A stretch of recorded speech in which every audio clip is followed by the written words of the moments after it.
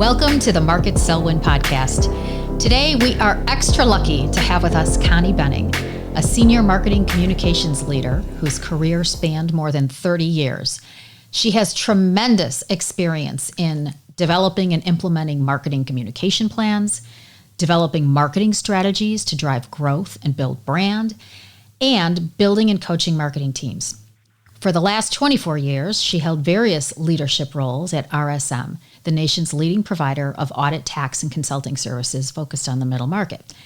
So I say we are extra lucky because Connie recently retired, and I was very grateful that she was willing to spend some time with us today. I'm not sure what you all have experienced or seen, but from my viewpoint, when people retire, this huge wealth of knowledge and insights just walks out the door, and we miss the chance to really tap into that information that could be helpful for others in their growth and development. In our 4-part series, Connie will talk to us about her career journey, and you will learn a lot from her perspective on the role of internal communications, building and coaching a strong team, and the role of communications in mergers and acquisitions. In this first segment, we're going to focus on Connie's career path, the skills that she's found to be important, and the impact that mentors had in shaping her career. Welcome to the show, Connie. Thanks, Julie. It's going to be fun. It is going to be fun. So our podcast is focused on experienced marketing and sales professionals. My goal is to share their stories to help others either starting their career, stuck in their career, or just trying to get better at what they do. And your career in marketing communications is particularly interesting since communications is such a pivotal piece in the marketing puzzle. So let's just get rolling. Tell us about your career journey and what path and steps that you took that you followed over the years. Well, contrary to the advice that I think most people probably offer, my career journey was pretty much unplanned. I think it's difficult, especially for someone just graduating and maybe even for individuals who, are relatively early in their careers to really have a detailed plan. When I graduated, I wasn't even aware of opportunities that existed in the real world, especially some of them that came my way. However, I will say this, I feel like I took advantage of opportunities throughout my career that sounded interesting and challenging. And while it wasn't really intentional, I really didn't lock myself into one industry. My career, I think, especially early on, spanned a lot of different industries. I worked, in a governor's office. I was in entertainment. I worked for a utility company, a real estate development company. I worked in community and business development, and then, ultimately in professional services with RSM. But one thing I think that really got me started on the right path was a college internship that I had while I was, I think I may have started it when I was a sophomore in college. Anyway, it really provided great experience and laid such a great foundation, for the future. And so I think that was extremely important in helping me develop those skills early on. And I also wanted to note that I was always willing to relocate, which I think not a lot of people are. And I did that multiple times, even though it was during the Midwest. And so that really, gave me an opportunity to take advantage of some experiences maybe that other people might not have if they're not willing to, take a chance on relocating. No, good point. And it's interesting if you think about the world today with technology and, we can be working virtually and it's not an issue for, many, many roles. So, your point about relocation, probably just with technology, the doors are more open than they've ever been. Oh, for sure. I didn't really even think about that. Back then, it was not an option. You relocated, but yeah, as we know, with RSM and, many companies today, we have people who are employed all over the country who decide that all of a sudden they want to move to Idaho, and it's no problem because their job is literally one that they can do remotely. So yeah, from that standpoint, things have really changed. So your internship, because that's interesting. I've talked to a few folks that took an internship in college and it was a huge I guess, door opener, for them in terms of other opportunities, but just to get some real world experience. So was it in communications? Well, actually, it's probably, I would say, more in the marketing area. You know, it was really like one of my first stepping stones, I think. I started out, it started out as a full-time position with the Dane County Junior Fair in Madison, Wisconsin, doing publicity. Mm-hmm. So in the summers, it was full-time, and then I was able to keep the position during the school year, part-time. So I had it for a couple of years, and I think even after I graduated from college until I got a permanent job, they still kept me employed there. And the manager of the Dane County Exposition Center who hired me for that role, for that internship, he was a strong communicator himself. In fact, he was a former radio personality. Even after all these years, I can still remember his fabulous voice. He just had such a great radio voice.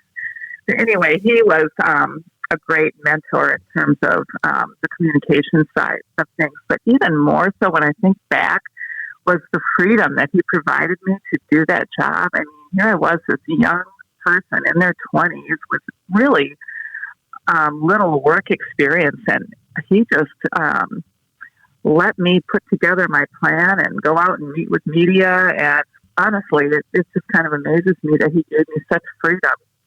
But it really built those foundational marketing and communication skills that I think, obviously led to my first job opportunity after college, because people were really impressed with, the internship that I had in college and the work that I did.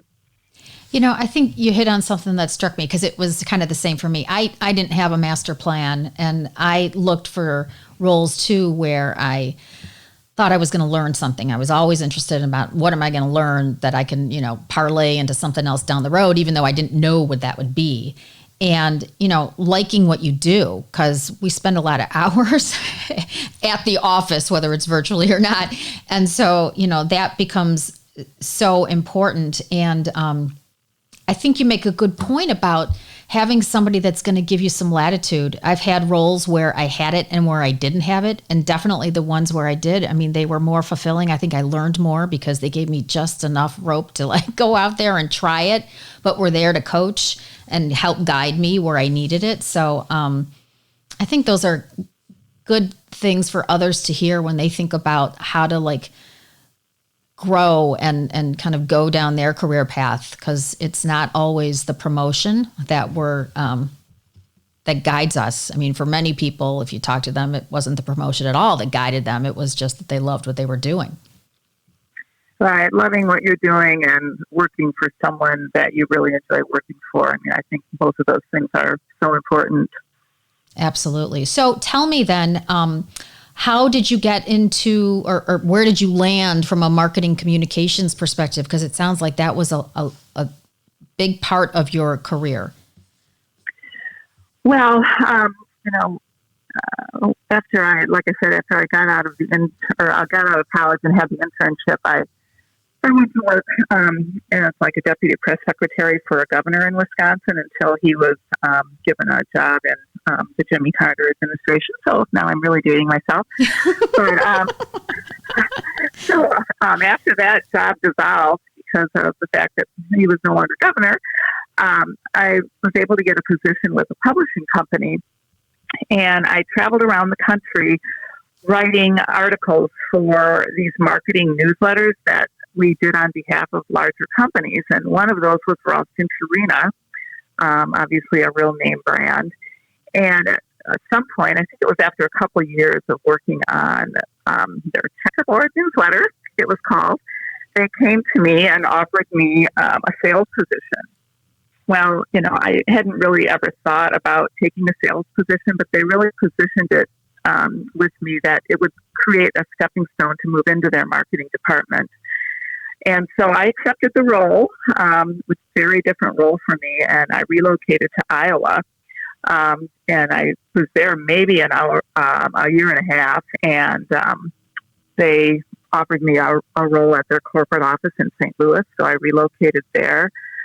to manage their dealer sales support program for their national dealer network. So I think that really launched my career going forward because they were such a reputable firm, and I got exposed to some really talented professionals that were part of their national marketing organization. I mean, obviously, we all know what a strong brand Ralston Purina had. So really a great opportunity and a great learning experience. That's awesome. So, you touched on working for people that you like. And I think that's an important thing to talk about for a minute because, what have you experienced? Tell us a little bit about what it's like to work for somebody that you really like, and then what it's like if you don't. And if you don't have that example, I do. And what's the impact? I think that's probably the bigger thing is what is the impact on your satisfaction and the work that you're able to put out? Well, to me, it was extremely important that I, work for someone that I enjoy working for. And I've been so fortunate that has been the case for me throughout my career. I don't know how I got so lucky in that regard either, other than, really getting a sense when you're interviewing of how comfortable you're going to be in the role and with the person. I remember interviewing for a position with a private college where I would be working to the reporting to the financial officer.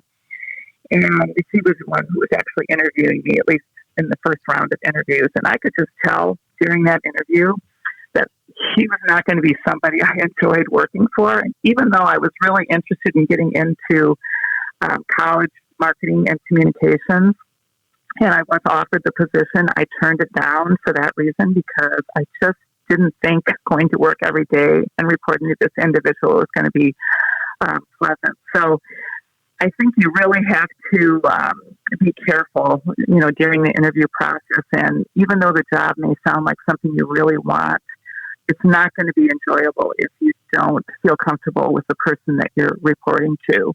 Now, sometimes, further on in your career, you may get a promotion. And in that case, you're not going to have necessarily the choice about who you report to.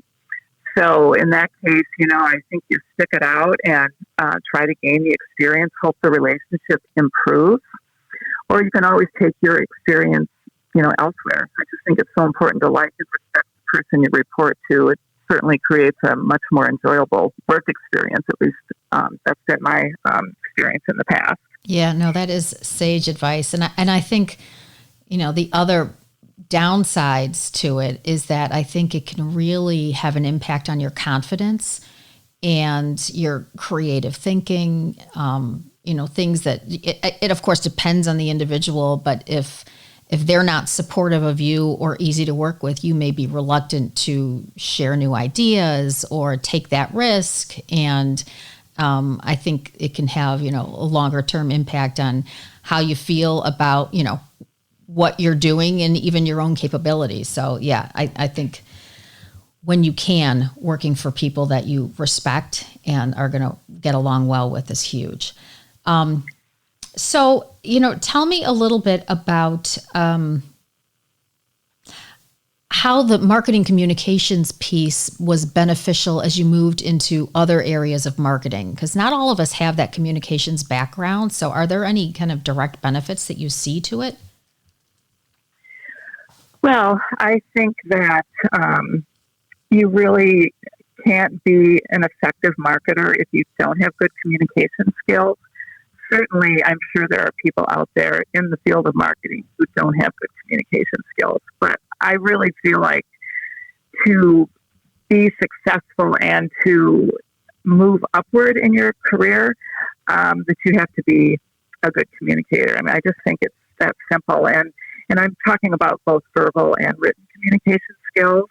I mean, I think it's important to, have that ability to present your ideas in a clear and succinct manner, especially these days when everyone just seems like to be so busy, and we all rely on email so much. And so long, wordy emails are just not going to be effective when you're trying to communicate with other busy professionals, especially, if you're asking them to take action. So I just think it's absolutely critical. One of the most critical skills I think that a marketer needs to develop in their career. Good insights. And it's interesting, as I've spoken to other people who did not have a communications background, but when we talked about the softer side, like what skills did they find to be important, communications was like top of the list. So I guess from your perspective, is that your number one kind of soft skill that you've found to be important, or are there any other skills that you have found to be important in your career? I think absolutely it would top my list. The other one would be listening. And I'm not saying I was always the greatest listener, but I knew how important it was to listen. So I tried, to be a good listener. And of course, I guess that's all part of communications, right? It's hard to communicate if you're not listening to the other person and knowing, what they're interested in hearing and what you need to tell them. So, but definitely the communications piece, reinforced with that listening skill. And,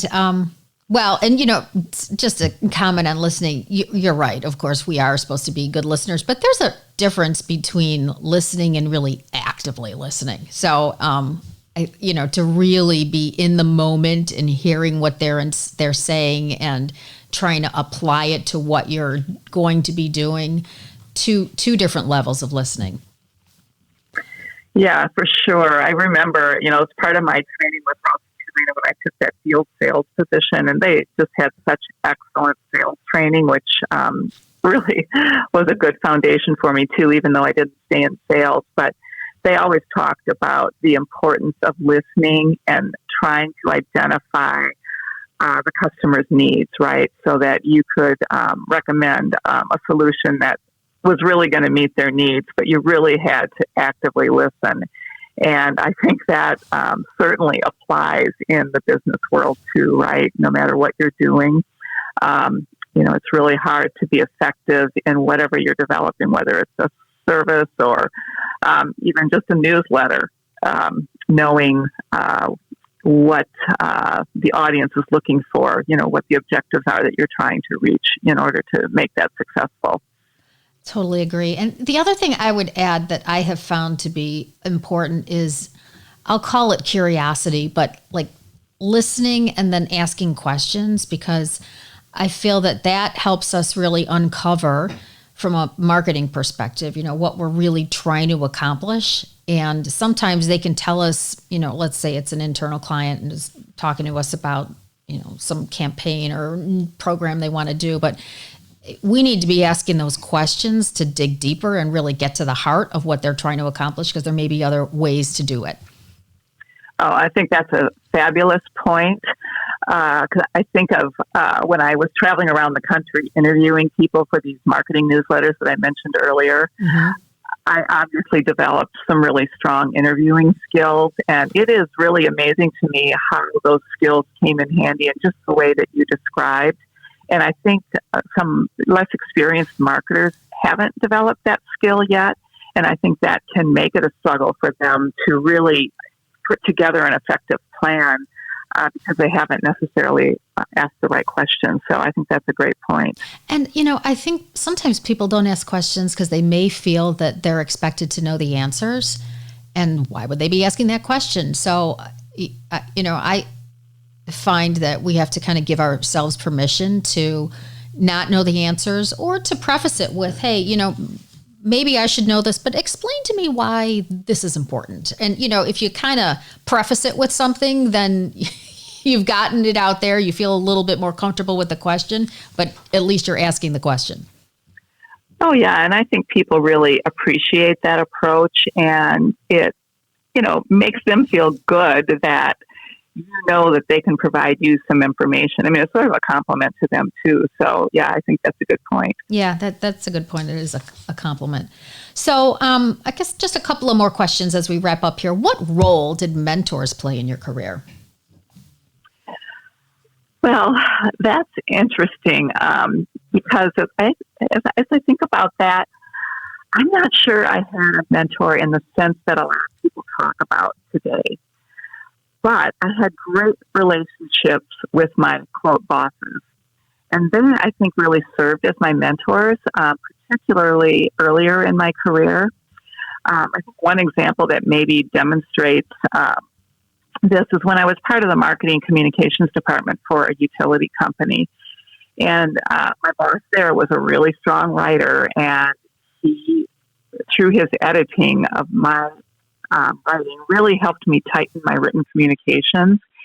And I just developed a good relationship with him. So he continued to give me additional responsibilities, which eventually led to one of the senior vice presidents in the firm offering me the opportunity to develop the company's emergency assistance plan for utility customers that, had trouble paying their bills.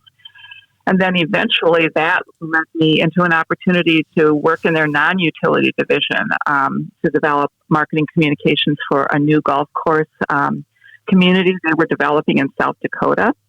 And that ended up being one of the coolest positions that I had in my entire career. And it all came from the fact that I had this great relationship with my boss, who was someone that I really enjoyed working with, who I had a lot of respect for. And so if that's, a mentor, I would say, then he was my mentor, but I didn't really seek him out as a mentor. He just mentored me as, in that role as my boss. And I had a number of people like that throughout my career. So I guess that's how I'd answer that question. It's funny. Mine was very similar. We use the word mentor a lot these days. But to me, in my experience, it was just having a great relationship, and oftentimes was with my boss. And somebody that I felt comfortable that I could kind of bounce ideas off of too. It wasn't like we had a standing, let's meet monthly and talk about your career, but somebody whose opinion I valued and felt that it was kind of a safe person that I could have, deeper conversations with. At least that's how it was for me. And it worked out, really well. Yeah. So I guess maybe I'm thinking too literally about mentor and the way people talk about it today, where you seek somebody out to mentor you. I never did that. Mm-hmm. It just seemed like it happened naturally. So it's always interesting when people tell me about mentor experiences, and maybe I missed out on something by not doing that. But honestly, it just never seemed like something I focused on. It just sort of happened naturally. Which, there's no right or wrong way. I mean, it's just, that's how it was. And quite honestly, I feel like that role going back a few years now, wasn't as prevalent, even the term. So now we talk a lot more about it, and people are encouraged to find a mentor. And look, they can add a ton of value to your life, period. So no right or wrong, just different. All right, so let me ask you this. If you had to roll back the clock 30 years, what is one piece of advice you would have given yourself related to your career and working? Well, I think we touched on it a little bit earlier in our conversation. And I think it's the most important thing really is to have fun and enjoy what you're doing.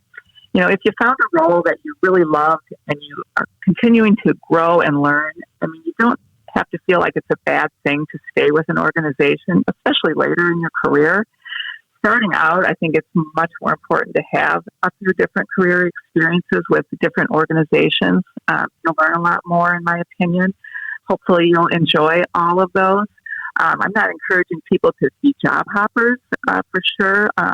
But for someone who's younger, starting out, spending 2 to 3 years at an organization and learning what you can, before you move on. But throughout all of that, making sure that you're not doing it just to keep, moving up the ladder, so to speak, but that you're really enjoying what you do.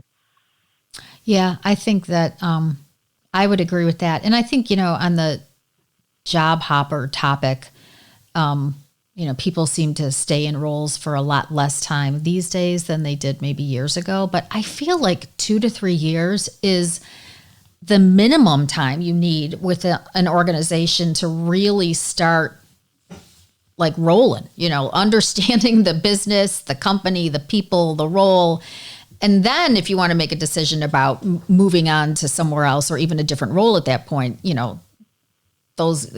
that's the time when those ideas should be kind of coming into play. But if you've only been with an organization a year, unless there's some really extenuating circumstances, I don't think you're giving yourself enough time to really get the experience that you need. Oh, for sure. And it's true that people look at that. I mean, I've looked at a lot of resumes, as I'm sure you have too, where people jump, every year or less than a year sometimes. And that's just, like everyone always tells you, it's just a red flag. So you have to be really careful or have a good explanation, for why that happened, for sure.